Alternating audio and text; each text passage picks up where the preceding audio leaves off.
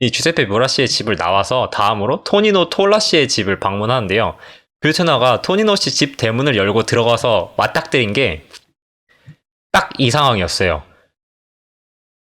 오늘은 세계 5대 장수마을이라 불리는 블루존의 비결이 채식에 있다는 좀 웃기는 오해를 풀어보도록 하겠습니다. 먼저 블루존이 뭔지 모르실 분들을 위해 간단하게 설명을 하자면, 블루존은 내셔널 지오그래픽 PD인 댄 뷰트너가 세계에서 가장 장수 인구가 많다고 알려진 마을 5개를 꼽아 붙인 이름이에요. 댄 뷰트너는 이 5 블루존을 직접 방문해서 조사를 했고, 자기가 조사한 것을 토대로 블루존의 장수 비결을 담아가지고 이 책을 출판을 했어요. 세계 5대 장수마을의 비결이라며 나온 이 책은 당연히 선풍적인 인기를 끌었고, 댄 뷰트너는 단숨에 베스트셀러 작가가 됐는데요. 그리고 댄 뷰트너는 이 책이 2008년도에 출판이 됐는데, 그 이후에 계속 꾸준하게 블루존 솔루션, 블루존 키친, 올해 4월에 출판된 블루존 쿡북까지 블루존 얘기를 계속해서 우려먹고 있는 거죠. 근데 제가 이런 우려먹는다는 얘기를 왜 하느냐 하면, 진짜 너무 안타깝게도 세계적인 장수마을들의 비결을 조사해 알린다는 정말 위대한 업적이 될 수도 있었던 그 뷰트너의 조사와 저술이 결국 그 미국 농무부의 식당 가이드라인 프로파간다를 벗어나지 못하고 그 그늘에 숨어 자기가 직접 보고 조사한 내용과도 전혀 다른 엉뚱한 결론을 내렸기 때문인데요. 뷰트너가 조사한 5마을의 리스트는 다음과 같아요. 캘리포니아의 로마린다, 이탈리아의 사르데냐, 그리스의 이카리아, 일본의 오키나와, 그리고 코스타리카의 니코야, 이렇게 5개인데요. 그리고 뷰트너는 이 마을들을 직접 다 방문을 한 뒤에 이들의 장수 비결로 활동적이고 스트레스 적은 삶, 끈끈한 가족의 공동체, 그런 커뮤니티, 그리고 또 이제 운동과 같이 여러 가지 중요한 가치들을 얘기를 하면서 동시에 이들의 이제 식습관을 꼽아요. 그리고 그 식습관이랑 바로 칼로리도 절제하고 그런 것도 있지만 식물성 단백질과 복합 탄수화물을 중심으로 한 저지방, 저고기 식단이라고 말을 합니다. 뷰트너는 책 1장에서 식습관에 관해 사실상 결론을 딱 내려주는데요.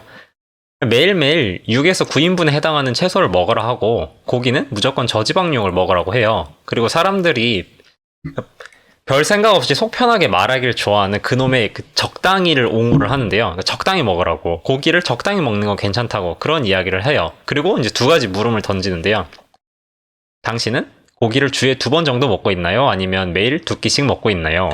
그리고 당신은 지방이 그득한 가공육을 먹고 있나요? 아니면 지방이 없는 살코기를 먹고 있나요? 하고요. 그가 말하는 그 적당히가 뭔지 감이 오시죠? 자, 그럼 뷰트너가 조사한 블루존의 장수 마을들은 과연 뷰트너가 독자들한테 권하는 대로 먹었을까요? 뷰트너가 가장 먼저 제시한 마을은 이탈리아 사르데냐 섬, 올리아스트라 주에 있는 바르바자 지역이었어요. 그리고 이 지역은 1999년 장수 컨퍼런스에 발표된 바에 따르면 2,500명이 사는 마을 하나에 100세를 넘긴 노인이 무려 7명이나 있을 정도로 장수 인구가 정말 많았죠. 2만 명 중에 고작 남성 1명 정도가 100세를 넘기는 미국과 비교했을 때 상당히 높은 수치인 건데요.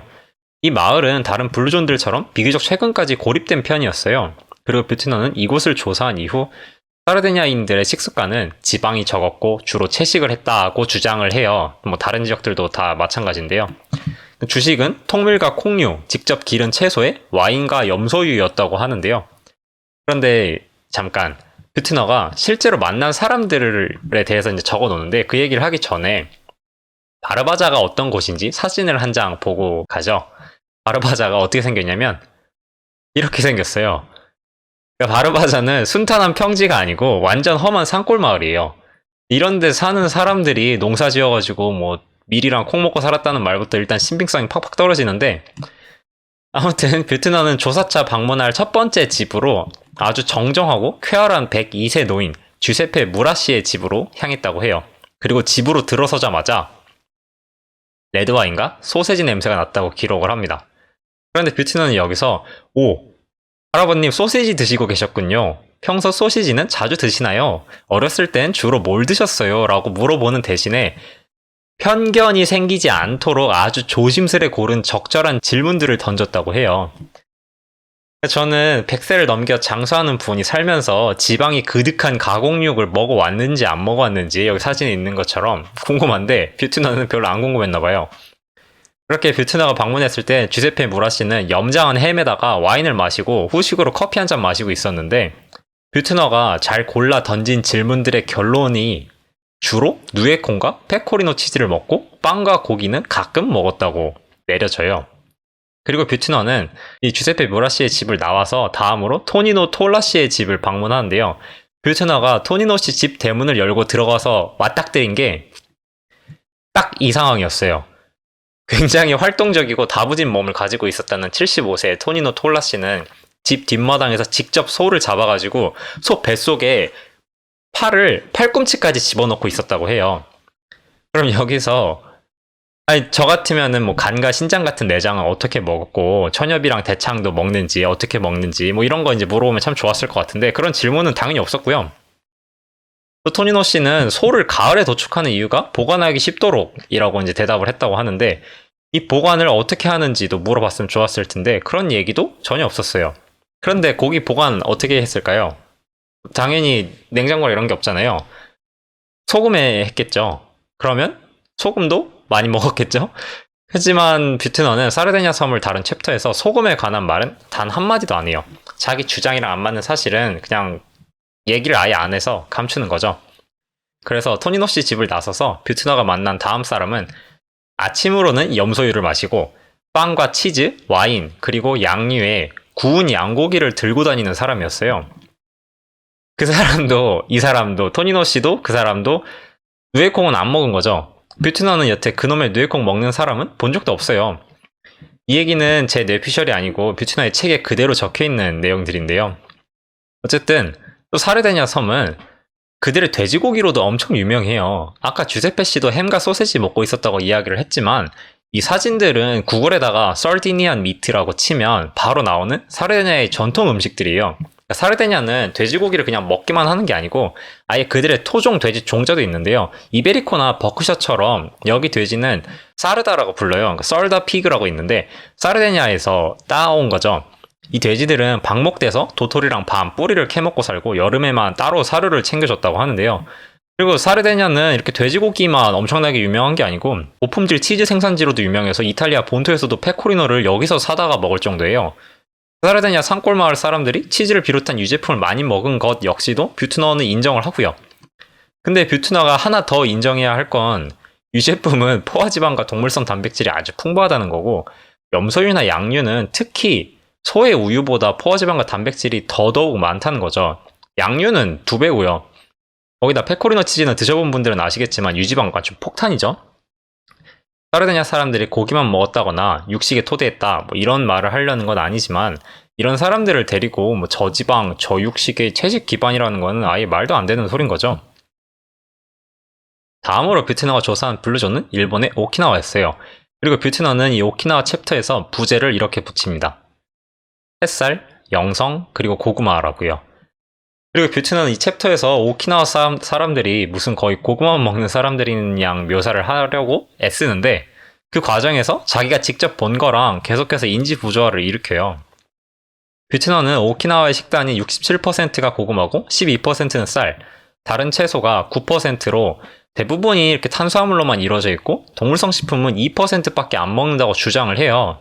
그런데 뷰트너는 동시에 오키나와 챕터의 바로 첫 문단에서 오키나와인들의 최애 메뉴가 뭔지 가장 좋아하는 음식이 뭔지를 적는데요. 그건 바로 스팸 야채볶음이에요. 이 사실은 스팸 고야 참프루인데 오키나와에서 자주 먹는 비터멜론을 스팸에 볶은 거예요. 이게 한국인들의 소울푸드가 김치라면 오키나와인들의 소울푸드는 스팸인데요. 오키나와인들은 매년 약 720만 캔의 스팸을 소비하는데 그건 오키나와인 한 사람이 매주 한 캔 이상의 스팸을 먹는다는 거예요. 계속해서. 그리고 스팸은 아시다시피 지방이 그득한 가공육이죠. 오키나와의 인구는 일본 전체에서 고작 1.1%밖에 안 되는데 이런 런천미트 소비량은 일본 전체 소비량 중에서 90% 이상을 차지하고 있어요. 그런데 갑자기 웬 스팸이냐? 뜬금없이 일본 시골 섬동네 소울푸드가 스팸인 게 말이나 되냐? 뭐 이렇게 생각하실 수가 있는데 오키나와인들의 소울푸드가 스팸인 거는 우연도 아니고요. 역사가 짧지도 않아요. 일단 왜 스팸인지를 이해하려면 이제 태평양 전쟁으로 좀 거슬러 올라가야 되는데 오키나와는 2차 대전 당시에 일본이 자신들의 영토에서 연합군에 맞서 싸웠던 지역이에요. 이 당시에 정말 참혹하게 그지없었다고 하는데요. 아시다시피 일본은 전쟁에서 패배했잖아요. 근데 문제는 이때 일본인들은 마치 조선인들과 중국인들이 했듯이 자국민인 오키나와인들도 끔찍하게 학대하고 약탈했어요. 민간인들을 강제징용해서 총알바지를 시키고 가족의 집단 자살령을 내리고 말을 안 들으면 수류탄 던져서 폭사하게 하고 그런 이제 말도 안 되는 일들을 벌였다고 하는데, 그래서 전쟁 전에 30만 명 정도가 살고 있던 오키나와인이 절반에 가까운 14만 9천여 명이 전투 후에 사망했다고 하더라고요. 그래서 전투 후에 오키나와 전투가 끝난 이후에 오키나와는 미군이 물러갈 때까지 미군의 통제를 받았고, 섬에 있던 식량은 일본 본토에서 싸그리 이미 약탈을 해버렸기 때문에 적국의 원조, 그러니까 미국의 원조에 의존해서 살 수밖에 없었어요. 그리고 이때 먹기 시작한 게 바로 스팸이죠. 뭐야, 그러면 스팸 역사가 고작 2차 대전 후부터란 건가? 라고 생각하시겠지만 스팸의 역사는 물론 그때부터가 맞는데요. 보다 근본적인 오키나와인들의 돼지고기 사랑은 그렇지가 않아요. 오키나와인들이 일본인들한테, 본토인들한테 식량을 전부 수탈당해서 배고프고 굶주리던 상태라서 갑자기 스팸 맛있네 하면서 좋아하게 된 게 아니고, 오키나와가 애초에 일본 본토에 수탈당한 그 식량이 바로 돼지고기예요. 일본의 이 저널에 따르면 2차 대전 이전엔 오키나와에 11만 마리의 돼지가 사육되고 있었다고 해요. 아까 인구가 제가 대략 30만이라 했잖아요. 이건 3사람당 한 마리의 돼지가 사육되고 있었다는 말인 거죠. 그리고 이 숫자가 이렇게 돼지가 많았는데 전쟁을 거치면서 90%가량이 줄어들어서 14,000마리에 불과하게 된다고 해요. 전부 이제 약탈당하고 수탈당하고 하면서요. 그러니까 오키나와인들은 다른 말로 원래 돼지고기를 진짜 많이 먹었어요. 3사람당 한 마리를 키우고 있었으니까요. 많이 먹은 정도가 아니고 돼지고기가 그냥 주식인 사람들이었던 거죠. 제주대학교의 이상희 씨와 현혜경 박사가 출판한 이 논문에 따르면 1462년에 쓰인 세조실록에 제주도에서 표류해 오키나와를 다녀온 제주 어민이 이르기를 오키나와엔 다른 동물은 없고 오로지 돼지만 있었다라고 해요. 이때도 돼지를 사육하고 있었던 거죠. 일본 본토는 불교의 영향으로 육식이 금지되고 있었지만 그 영향을 받지 않은 오키나와는 계속해서 고기를 먹고 있었던 거예요. 물론 이때까지만 해도 돼지는 아직 오키나와에 들어온 지 오랜 시간이 흐르지 않았을 때였고 2차 대전이 벌어지기 전처럼 엄청나게 많은 숫자를 키우지도 못할 때였어요. 여기서도 17세기까지만 하더라도 돼지고기는 아직 쉽게 먹을 수 없었다고 하는데요. 왜냐? 오키나와의 대학에서 출판된 이 논문에 따르면 일단 돼지는 오키나와에 중국에서 1392년에 처음 들어왔어요. 하지만 그때까지만 해도 돼지를 널리 키울 수가 없었는데 사료가 부족했기 때문이라고 해요. 하지만 1594년 중국 푸젠성에 멕시코에서 필리핀을 통해 고구마가 전해진 이래 고구마를 재배할 수 있게 되면서 돼지 사육이 널리 퍼지게 됐다고 하는데요. 왜? 그야 고구마를 부족했던 돼지 사료로 쓸 수 있게 되니까 그랬던 거죠. 다시 말해 오키나와에서 고구마는 돼지 사료였고 이렇게 돼지 사료를 재배할 수 있게 된 이래 오키나와엔 집돼지를 기르지 않는 집을 찾아보기 힘들었다고 해요.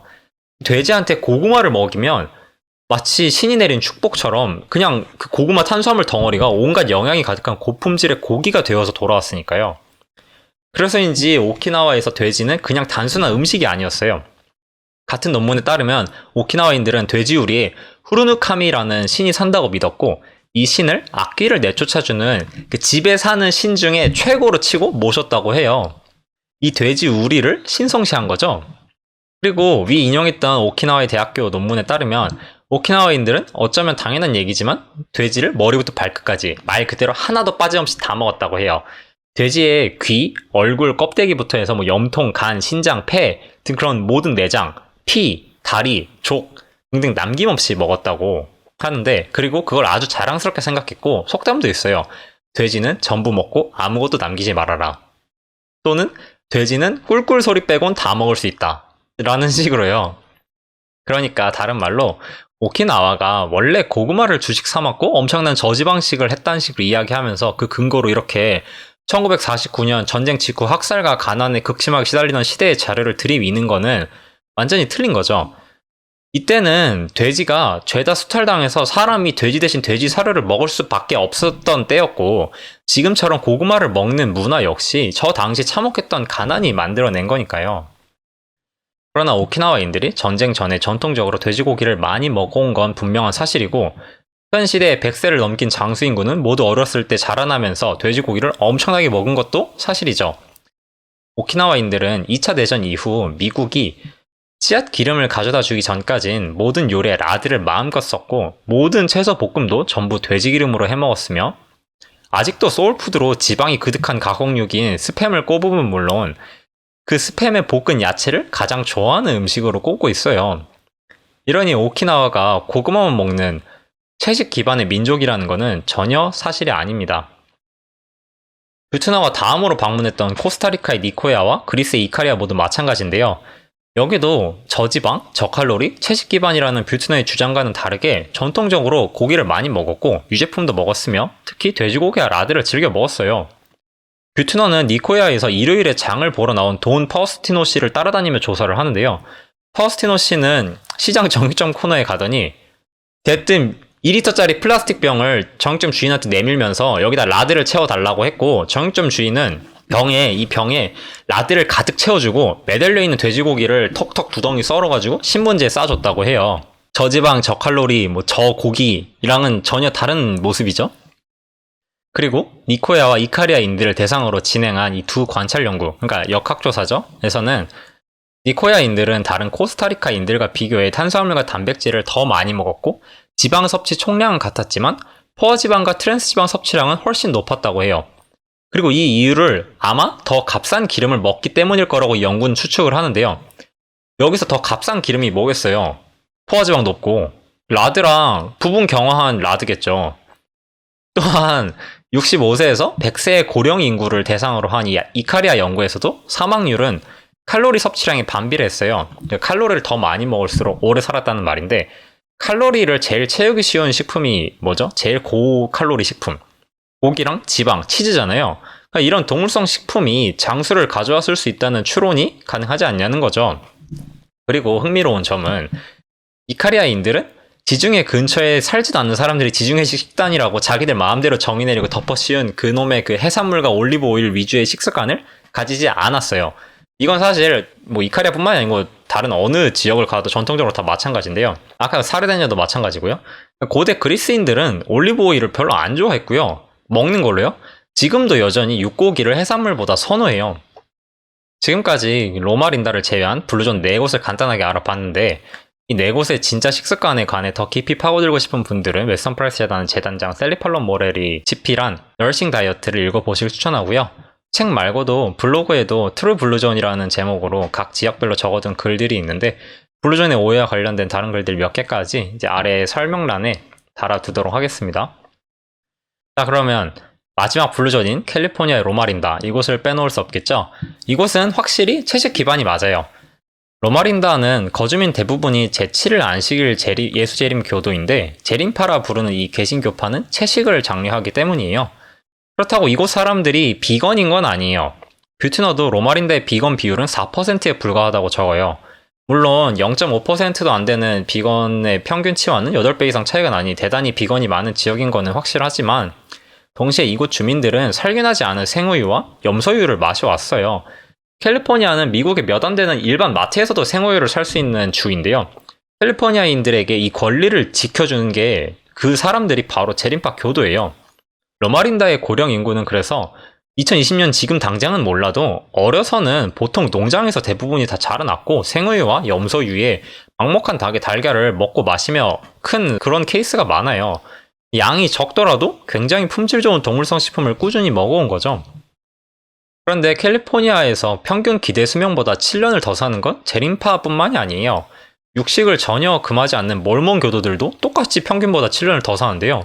이게 그러니까 제7일 안식일 예수재림 교도들이 오래 사는 건 고기를 안 먹거나 덜 먹어서가 아니고 술, 담배를 안 하고 커피를 안 마시고 꾸준히 운동을 하고 끈끈한 공동체와 가족, 커뮤니티, 거기에 이제 이런 신실한 마음과 같은 다양한 그 밖의 것들이 합쳐져서이지 식습관 때문은 아니라는 거죠. 또 로마린다의 재림파 교도들은 고도로 교육받은 풍요로운 백인들인데요. 평균적인 인구와 비교해서 오래 살 수밖에 없는 거죠. 그리고 이제 그 외에 수명과는 다르게 재림파 교도들 중 비건들의 경우 정작 퀄리티가 심각하게 떨어진다는 연구나 암 발병률이 낮지도 않다는 그런 연구들도 있는데요. 그런 건 다른 영상에서 다루도록 하겠습니다. 그래서 오늘은 세계에서 가장 유명한 장수마을들인 이 블루존이 왜 댄 뷰트너의 주장대로 채식 중심의 식사에 그 비결이 있지 않은지를 알아봤는데요. 뷰트너는 도대체 왜 자기가 직접 두 눈으로 본 것과 전혀 동떨어진 결론을 내려서 책을 쓰게 된 걸까요?